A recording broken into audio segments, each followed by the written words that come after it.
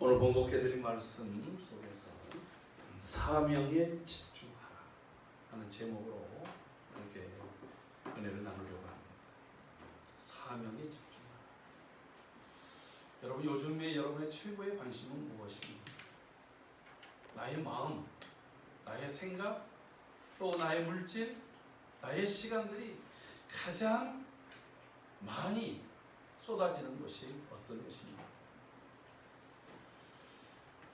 오늘 그것 속에서 나는 제대로 집중해야 될 것에 집중하고 있는가, 제대로 힘을 써야 될 것에 힘쓰고 있는가 하는 것을 확인해보고, 또 그것이 하나님을 기쁘시게 하는 그러한 삶의 모습이 되기를 소원합니다. 왜냐하면 우리는 소유리 문답 제1번에서도 얘기한 것처럼 인간의 삶의 가장 기본되는 것이 무엇인가, 근본되는 것이 무엇인가 라고 하는 물음에 기계적으로라도 하나님께 영광을 돌리고, 그리고 하나님이 기뻐하시는 것을 내가 하기를 원합니다 라고 말을 합니다. 그런데 이게 우리 그렇게 말하는 것은 일단은 100% 정답이에요.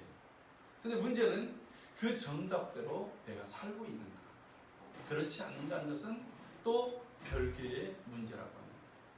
근데 문제는 우리가 이렇게 고백한 대로 사는 것이 하나님께서 이 땅에서 우리의 삶이 가장 가치 있고 보람되고 하나님의 약속과 은혜 속에서 하나님이 주신 복을 누리며 사는 비결이라고 하는 거예요. 반대로 우리가 답을 알고 있으되 그대로 살지 못하는 것이 오늘의 여러 혼란과 혼돈, 우리 안의 모든 문제들의 근원이 될 수 있다라고 하는 것입니다. 그래서 우리가 기본적으로 하나님이 기뻐하시고 하나님께서 영광 받으시도록 하는 것, 우리가 그것을 다른 말로 얘기한다면 사명이라고 말할 수 있습니다. 여러분, 사명이라고 하는 이 한자의 뜻은 일사자의 목숨 명자를 씁니다. 여러분, 내가 목숨을 바쳐서 해야 됩니다. 내 인생 모든 것들을 바쳐서 해야 될 것들은 과연 무엇일까? 그것을 제대로 알고 그것에 힘써서 살아가는 사람은 복된 삶, 지혜로운 삶이요, 하나님의 붙들리심을 받는 삶이라고 하는 것입니다. 또한 성경은 말합니다. 사명이 있는 사람, 사명자는 그 사명이 끝날 때까지 하나님께서 붙드시고 결코 그것 때문에 그것이 끝나기 전까지는 죽지 않는다, 멈춰지지 않는다라고 하는 거예요. 사명이 끝나버리면 인생에서의 쓸모도 끝나버리고 마는 겁니다. 성경 곳곳에 보면 이런 용어가 있습니다. 아무개가 나이가 많아 늙음에, 이렇게 이제 말할 때는 이것이 그 다음에 이렇게 보면 그 세대가 끝나버릴 겁니다. 그 사람의 활동, 그 사람이 아무리 유능하고 위대한 사람이라 할지라도 그 사람을 통해서 이루어가던 하나님의 일들이 맞춰버리고 만다. 그러니까 성경에 하나의 관용구처럼 쓰여져 있는 말이 뭐냐면 나이가 많았다라고 얘기하는 얘기는 사명이 끝났다라고. 근데 여러분, 이 나이는 단순히 숫자의 이야기가 아닙니다. 왜냐하면 모세는 120세까지 살았는데 그가 120세까지 되는 동안에 기력과 시력이 쇠하지 아니하였다라고 말합니다. 여러분, 다른 사람들은 70이 됐을 때, 어떤 사람은 그거보다 좀 더 나이가 되지 않았어도 내가 나이가 많다 이렇게 말해요. 그 다음서부터 보면 사명의 일이 없어요. 대표적인 사람이 있습니다. 이삭이라는 사람이 있어요. 그가 어느 날 아들들을 부릅니다. 에서를 먼저 부릅니다. 아들아, 내가 이제 나이가 너무 많았다. 눈도 어두워졌다. 그래서 언제 죽을지 모르니까 네가 가서 사냥해가지고 내가 좋아하는 별미를 좀 만들어라. 그리고서 아들을 보냅니다. 여러분, 그때 이삭의 나이가 몇 살이 된 줄 아십니까?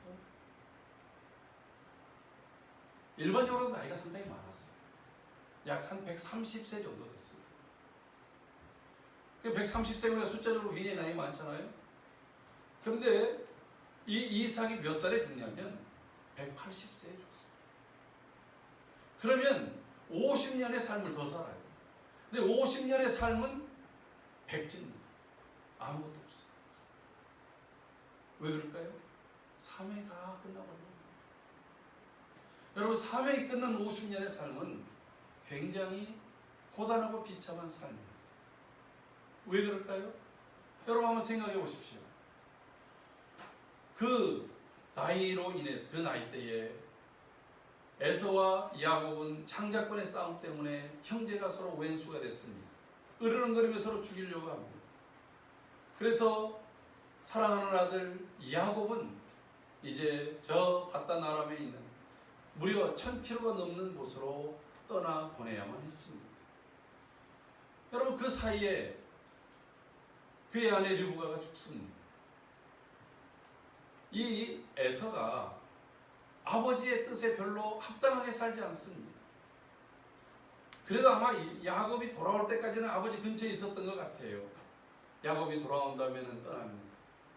근데 여러분, 그 기간 동안, 그 오랜 기간 동안 이삭은 아무 의미 없이 살았다고 합니다. 지금 100세 시대를 살고 있습니다. 또 어떤 사람들은 뭐 150세까지 산다고 지금 그것을 준비하고 있어요. 여러분, 150세가 살든지, 아니 200세를 살든지, 병들고 지치고, 아니 또 때로는 병이 있어도 하나님의 은혜를 좇아서 하나님의 영광을 더럽힌다면 그것도 하나님의 영광을 위한 질병들이 있기 때문에 그런 의미가 있어요. 그런데 아무 의미 없이, 사명 없이 살아가는 삶은 그럼 무가치합니다. 여러분, 여러분의 삶이 사명 없이 살아가는 삶이 되지 않기를 주의 이름으로 축복합니다. 또한 모세처럼 나는 주님 앞에 설 때까지, 나는 나이는 세상적인 나이는 들었다 할지라도 나의 영적 나이는 항상 젊은이와 같이 기력도 시력도 쇠하지 않고 주님 앞에 끝까지 사명 감당하다가 주님 앞에 서는 저와 여러분들이 되기를 주의 이름으로 축복합니다. 아멘. 여러분, 사명 정말 듣기도 가슴 벅차지만, 그러나 많은 사람들이 외면하고 그리고 고개를 돌려버리는 것이 사명 아닙니까? 왜 그렇습니까? 하나님께서 나를 통해서 이루시기를 원하는 바로 그 일들이 왜 우리는 고개를 돌립니까? 여러 가지 이유가 있겠지요. 첫째는 그게 내 마음에 안 들어요. 여러분, 사명은 내 마음에 드는 일이 아니라 하나님이 원하는 일인 것이 사명입니다. 아멘. 할렐루야. 아멘. 여러분, 요나를 보세요. 하나님께서 어느 날 요나에게 명령을 내립니다. 요나야, 너는 지금 저 니느웨로 가서 40일이 지나면 그 성이 무너진다고 말하여라. 이렇게 말하는 거예요. 경고하라는 것입니다. 여러분, 경고는 말 그대로 경고예요. 경고를 잘 받으면 경고를 돌이키겠다라고 하는 겁니다. 요나가 그걸 알았어요. 하나님께서 이 경고를 하신 이유는 니느웨를 망하게 하려고 하는 것이 아니라 니느웨에게 기회를 주려고 하는 것이라는 거예요. 그게 마음에 안 들었어요. 왜요?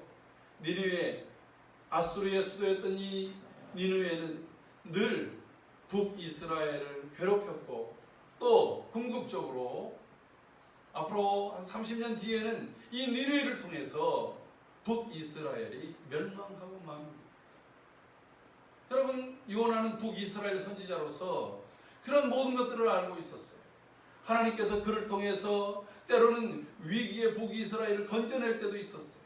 그의 이름 뜻 비둘기와 같이 평화의 소식을 그 백성들에게 전했어요. 그런데 이제는 자신의 원수의 나라에다가 그 평화의 소식을 전하라는 거예요. 내 마음에 안 듭니다. 여러분, 그가 어떻게 했습니까? 하나님이 가라 하는 사명의 장소 니느웨가 아니라 그와 정반대인 다시스로 배를 타고 도주하려고 했다라고 합니다. 여러분, 사명이라고 하는 것, 내가 원치 않는다고 해서 우리는 외면할 수 있다라고 하는 거예요. 여러분, 우리나라에 지금 거소증을 가지고 있는 외국인들이 약 한 250만이 넘어섰습니다. 아마 2030년 이전에 아마 500만 명이 넘는 분들이 이제 함께 살고 있습니다. 소위 말하는 글로벌한 사회가 될 것입니다. 그런데 이렇게 외국인들이 많이 들어오게 됐던 그 이유는 근로자들을 이제 확보하기 위해서 됐는데, 그 이유가 뭐냐면 우리나라가 경제 성장이 되어지면서 사람들이 이제 등 따시고 배 따스워지니까 기피하는 일들이 생겼어요. 우리나라의 경제의 원동력이 됐던 것들을 기피하는 거예요. 어떤 것들을 기피합니까? 소위 말하는 3D, 더럽고 더티하고 데인저스, 위험하고, 그리고 또 디피컬트, 어려운 일들을 사람들이 기피하게 됐더라고요. 어려운 일일수록 고부가가치예요. 위험한 일일수록 고부가가치예요.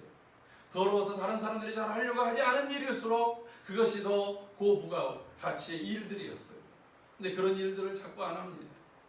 그리고 좀 더 서비스업, 그리고 화이트 칼라 일들을 사람들이 자꾸 추구하게 됐습니다. 그 일들을 하지 않으면 그 다음 단계로 넘어갈 수가 없잖아요. 그래서 사람들을 이제 고용하게 된 거예요. 그러다 보니까 때로는 산업의 근간이 흔들릴 때가 있습니다. 만약에 그분들이 우리도 이제 싫어하고 다 가버린다고 한다면 우리의 그 산업의 기초가 흔들릴 수 있게 된다라고 하는 것이죠. 여러분, 사명에 있어서도 마찬가지입니다. 때로는 어렵기 때문에 적응 못합니다. 여러분, 어렵다 할지라도 하나님께서 하라 하시면 그것이 사명인 것입니다. 힘든 일이기 때문에 저 못합니다. 여러분, 힘들다 할지라도 하나님께서 그것을 하라 하시면 그것이 사명인 것입니다. 여러분, 더러운 일, 마음 상한 일, 자존심 상하는 일이라 할지라도 그것이 하나님이 원하신 일이라 한다면 그것이 곧 사명이라고 하는 것입니다. 그런데 우리는 앞서 말한 것처럼 영적 3D 현상처럼 정말 어렵고 힘들고 또 추한 일들이기 때문에 거부하지는 않았습니까? 여러분, 하나님이 주신 일이라고 한다면 마다하지 않는 것이 오늘 우리의 자세가 되어야 할 줄로 믿습니다. 오늘 그 모습을 가장 보여준 사람이 사도 바울입니다. 사도 바울은 오늘 이 사도행전 20장에서 이런 말을 합니다. 자신이 지금 예루살렘을 향해서 돌아가려고 하는 상황이었습니다. 그는 저 마게도니아 지역에서부터 서서히 여행을 하면서 소아시아 지역, 에베소 지역까지 왔습니다. 그리고 그곳에서 또 떠나서 이제 밀레도라고 하는 곳에 와서 에베소에 있던 장로들을 불러가지고 그들에게 오늘 아주 기나긴 설교를 합니다. 그 설교 요지는 뭐냐면 마치 유언과 같은 거예요. 내가 지금 떠나면 다시는 여러분들의 얼굴을 볼 수 없을 수도 있습니다. 이게 마지막일 수도 있습니다. 유언적인 설교였어요. 그러면서 먼저 이런 얘기를 해요. 여러분, 제가 지금 성령에 매였어요. 누구한테 매였다고요? 성령에 묶여있다. 성령의 포승줄로 묶여있어요. 다른 말로 얘기하면 나는 하나님의 뜻에 따라서 갑니다. 이 말입니다. 나는 전혀 내 의지, 내 뜻, 내 감정, 내 기분에 맞춘 것이 아니라 오직 하나님의 뜻에 묶여서 갑니다. 그런데 가는데 내 앞길에는 각각의 성마다 결박과 환난이 기다린다.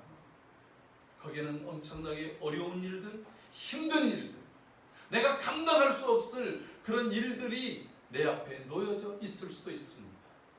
그러나 그럼에도 불구하고 나는 그것에 굴하지 않고 갑니다. 왜 그래요? 무엇 때문에 그래요? 오늘 본문 속에서 이렇게 얘기합니다. 우리 다 같이 한번 읽어보도록 할까요? 24절 말씀 같이 읽습니다. 시작.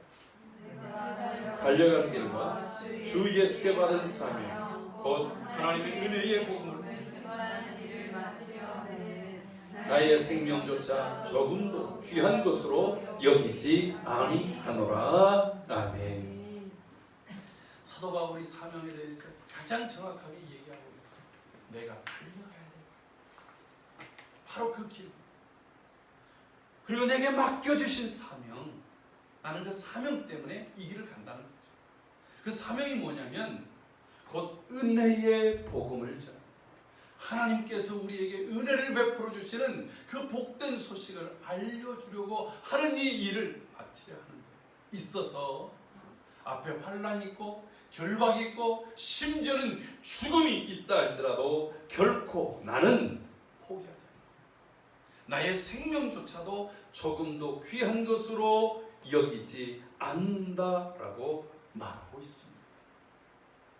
사랑하는 성도 여러분, 하나님께서 여러분들에게 주신 사명은 무엇입니까? 우리 각자에게 주신 사명이 우리에게 있다라고 합니다. 하나님이 나를 통해서 이루시기를 원하십니다.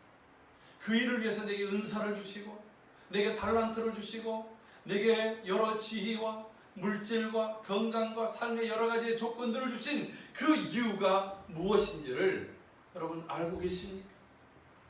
우리 교회는 이렇게 우리 교회의 사명을 말했습니다. 우리는 복된 하나님의 자녀로서 하나님께 온전한 예배를 드리고 충성된 훈련과 뜨거운 성도의 교제를 통해 한 지체가 되어 봉사로 이웃을 섬기고 예수 그리스도의 복음을 전하여 소금과 빛의 삶을 산다. 여러분, 영광이라고 하는 이름을 주셨을 때에 저는 우리 교회가 마땅히 해야 될 일들, 우리가 하나님의 자녀라고 하는 자각의식 속에서 하나님이 기뻐하시는 영과 진리의 예배를 드리고 또한 온 성도들이 하나님의 말씀으로 훈련을 받아서 그 왜 훈련을 받습니까? 하나님의 소원인 모든 사람이 구원을 얻고 진리에 이르게 되어지기를 위한 훈련을 우리가 행하는 거예요. 우리를 통해서 복음으로 섬기고 그리고 복음으로 함께 이웃을 섬기고 봉사일을 하고 그리고 또한 복음을 전하는 이것이 곧 소금과 빛의 삶이라고 하는 것입니다. 나는 그 일을 구체적으로 어떻게 이룰 것인가? 이거는 각자가 하나님 앞에서 돌아보며 행해야 될 일들입니다. 그런 측면에서 사명이라고 사도 바울이 말하는 것은 주님이 가라는 데까지 가는 것이 사명이다. 할렐루야. 그곳에 나를 환영하는 사람들, 나를 기뻐해 주는 사람들, 나를 영접해 주는 사람들이 있는 곳까지가 아니라 혹 그곳이 나를 거부하고 나를 반대하고 나에 대해서 악감을 갖는 사람들이 있다 할지라도 하나님이 그곳에 가라 하시면 가는 것이 사명입니다. 여러분, 우리는 가고 싶은 곳을 가요. 듣고 싶은 것을 들으려고 해요. 우리가 먹고 싶은 것만 먹으려고 해요. 우리가 하고 싶은 것만 하려고 해요. 근데 그거는 사명이에요. 인생을 유유자적 자기의 뜻대로 살 수는 있어도 사명의 삶은 아니라고 합니다. 여러분들이 걸어가는 그 걸음의 행보가 주님께서 가라 하신 곳이요 주님과 동행하는 곳이요 주님이 이끄시는 곳이 되기를 주의 이름으로 축복합니다. 아멘. 우리 늘 찬양했잖아요. 주님 말씀하시면 내가 나아가리. 주님이 말씀하시는 곳. 그러나 주님이 말씀하지 않고 멈추라 하시면 그 자리에서 멈추겠습니다. 이것이 내 뜻, 내 감정과 내 이익을 따라가는 것이 아니라 하나님을 기쁘시게 하고 하나님이 원하시는 그 일들을 이루는 사명의 삶이 곧 우리의 삶이 되기를 주의 이름으로 축복합니다. 뿐만 아니라 사명이라고 하는 것은 하나님이 하라고 하시는 일들을 행하는 것이 사명이라고 하는 거예요. 하나님이 원치 않은 일이라고 한다면 아무리 그것이 나에게 큰 이익이 돌아오는 것이라 할지라도 나는 그것을 포기하겠습니다. 이게 사명자의 자세. 하나님이 원하시는 그 일이 때로는 나에게 손해가 되고 때로는 그것이 이해가 안 되고 납득이 되지 않고 앞서 얘기했던 것처럼 영적 3D 현상에 있는 것들이 된다 할지라도 그것이 하나님이 원하시는 그 일이라고 한다면 나는 그 일을 행하겠습니다. 여러분, 주님이 가장 대표적으로 잘 보여주시지 아니하셨습니까? 주님께서 말씀하셨어요. 아버지, 할 만하시거든 이 잔을 내게서 옮겨주십시오. 그러나 내 뜻대로 마시고 아버지의 원대로 되기를 원하나이다. 여러분, 그 일이 바로 사명의 일이라고 하는 것입니다. 앞서 얘기했던 것대로 때로는 사명의 그 길을 가다가 너무 지쳐서 주님 포기하고 싶을 때가 있어. 여러분, 모세는 이스라엘 백성들을 이끌고 광야를 갑니다. 10번이나 불순종하고 반역했던 이스라엘 백성들 때문에 지쳐 모세가 하나님 앞에 나아갑니다. 하나님, 이제 족하오. 나의 생명을 여기서 취하여 주십시오. 내 사명 이제 거두어간답니다. 얼마나 힘이 들었으면 그렇겠습니까? 그러나 그의 사명은 이스라엘 백성들을 안전하게 가나안 땅 입구까지 인도하는 것이 그의 사명이었어요. 할렐루야. 근데 이제 나중에 욕심이 생겼어요. 하나님, 제가 저 하나님이 약속했었던 저 아름다운 땅, 가나안 땅, 거기 한 번만 밟게 해주세요. 그랬더니 하나님 말씀했어요. 이제 족하니 그만 구하려. 네 사명 여기까지. 그래서 다시는 모세가 그것을 구하지 아니하였다. 여러분, 엘리야, 구약의 가장 위대한 선지자로 불리는 엘리야도 사명을 감당하다가 지쳤습니다. 그래서 로뎀나무 아래에 누워서 햇빛을 받으면서 혼곤한 가운데 하나님, 이제 족하오니 내 생명을 거둬가 주십시오. 나는 내 조상들보다 낫지 않습니다. 그가 그렇게 절망해 있을 때 하나님께서 까마귀를 보내서 물과 떡을 주시면서 말합니다. 먹어라. 갈 길이 멀다. 아직 네 사명 안 끝났다는 거예요. 하나님이 가라는 데까지는 가야 된다는 거예요. 할렐루야.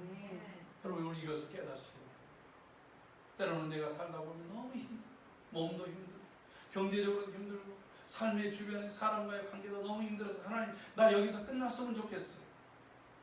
그러나 사명은 내가 끝내는 게 아니에요. 주님이 끝이라고 할 때, 주님이 이제는 다 잘 마쳤다라고 할 때 사명이 끝나는 줄로 믿습니다.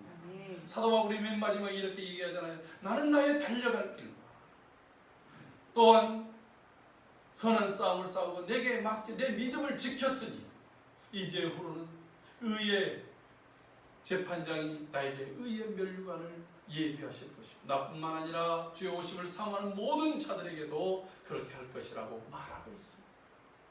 여러분, 사도 바울은 아직 사명이 끝나지 않았다. 혹이 사명을 하다가 그 앞에 죽음이라고 하는 것, 환난이라고 하는 것, 결박이라고 하는 것, 그런 위협들이 온다 할지라도 주님이 끝이라고 할 때까지는 나는 이 길을 가리라. 나는 이 길을 가리라. 이 결단과 고백이 우리에게 있더라. 여러분, 지친 일이 있습니까? 아직 사명이 끝나지 않았어요. 포기하지 마시기 바랍니다. 포기하지 않으면 하나님께서 때가 이름에 아름다운 것들로 거두게 하시고 내가 포기하지 않으면 그 일들을 감당할 수 있도록 하나님께서 하늘의 문을 여셔서 신령한 은혜로 그리고 또한 땅에 기름진 것들로 채우셔서 그 일들을 능히 감당하게 해 주실 줄로 믿습니다. 엘리야에게도 힘을 공급하셨던 하나님, 우리에게도 또한 그 일들을 공급하게 하신다는 거예요. 그런데 우리 사회는 지금 모든 것들이 코로나19라고 하는 것으로 다 핑계를 댑니다. 기도해야 될 사명, 여러분 사무엘이 그러잖아요. 나는 기도하기를 싫은 죄를 범치 아니하였노라.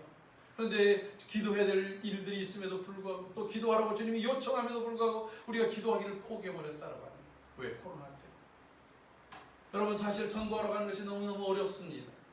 그렇지만 우리 어떤 방법으로든지 간에 복음을 전하고 나를 통해서 그리스도의 향기가 나도록 하는 일들을 포기해서는 안 된다고 하는 거예요. 여러분, 우리가 이 예배가 나를 만족시키는 예배, 습관을 따르는 예배가 아니라 사명의 예배가 되어야 될 줄로 믿습니다. 하나님을 섬기는 것이 나의 사명이고 하나님을 높이는 것이 나의 일이라고 하는 이 믿음이 우리 안에 충만할 때에 하나님께서 친히 기뻐 받으실 줄로 믿습니다.